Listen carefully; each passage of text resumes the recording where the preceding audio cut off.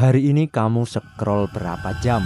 1 jam? Atau 3 jam? Atau mungkin seharian? Scroll itu kelihatan sepele, cuma geser layar, cuma nonton video pendek.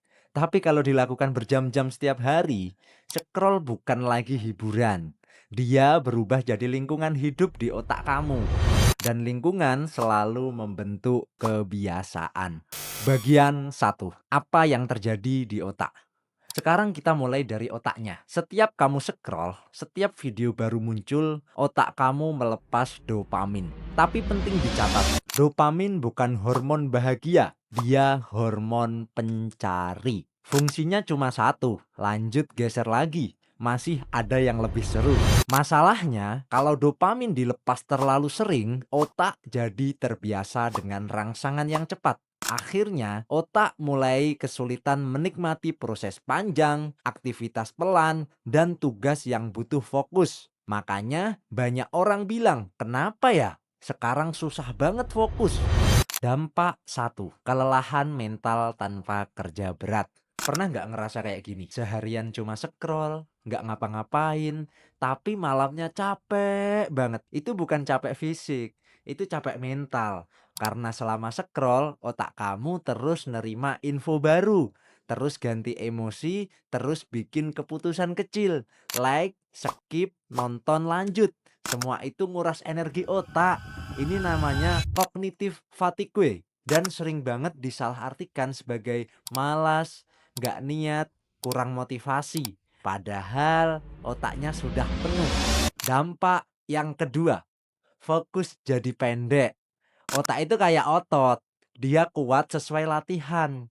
Scroll seharian melatih fokus pendek, perhatian lompat-lompat, dan reaksi instan, bukan fokus yang mendalam. Makanya pas disuruh belajarnya lama, baca materi yang panjang, ngerjain tugas tanpa gangguan, otak langsung nolak. Bukan karena kamu bodoh ya, tapi karena jenis fokusmu berbeda. Dampak ketiga, emosi jadi naik turun. Sekarang bayangin ini.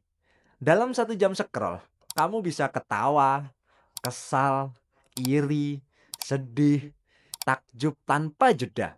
Otak nggak dikasih waktu untuk mencerna emosi itu. Akibatnya, emosi gampang naik, respon jadi impulsif, dan overthinking makin sering. Inilah kenapa scroll seharian sering berkaitan dengan kecemasan. Dampak yang keempat, hidup terasa kurang puas. Scroll kasih reward cepat. Masalahnya reward yang cepat bikin reward yang normal terasa hambar. Akhirnya belajar terasa membosankan, diskusi terasa berat, dan baca buku terasa lama. Bukan karena aktivitas itu nggak penting, tapi karena otak kamu sudah kebiasaan serba instan. Dampak kelima, hilangnya waktu diam. Ini yang paling jarang disadari. Manusia butuh momen kosong, momen tanpa input. Karena disitulah kita mikir, kita memahami emosi, dan nenangin sistem saraf. Scroll seharian ngilangin momen ini. Begitu ada jeda, HP langsung jadi pelarian. Makanya banyak anak muda ngerasa lelah tapi nggak tahu kenapa.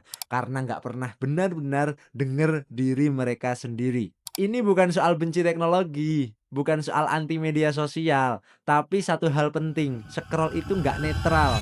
Dia membentuk cara berpikir, cara fokus, dan cara kamu merasakan. Begitu kamu sadar dampaknya, kamu bisa mulai atur ulang hubunganmu dengan scroll. Bukan berhenti total, tapi lebih sadar, lebih pegang kendali. Scroll seharian nggak langsung merusak hidup, tapi kalau jadi pola harian, dia pelan-pelan ngikis fokus, energi mental, dan ketenangan. Dan kamu baru sadar nantinya ketika belajarmu terasa berat, pikiranmu cepat lelah, dan hidup terasa penuh tapi kosong. Sampai jumpa di video selanjutnya. Jangan lupa subscribe, dan kalau ada pertanyaan, tanya dong bang di kolom komentar.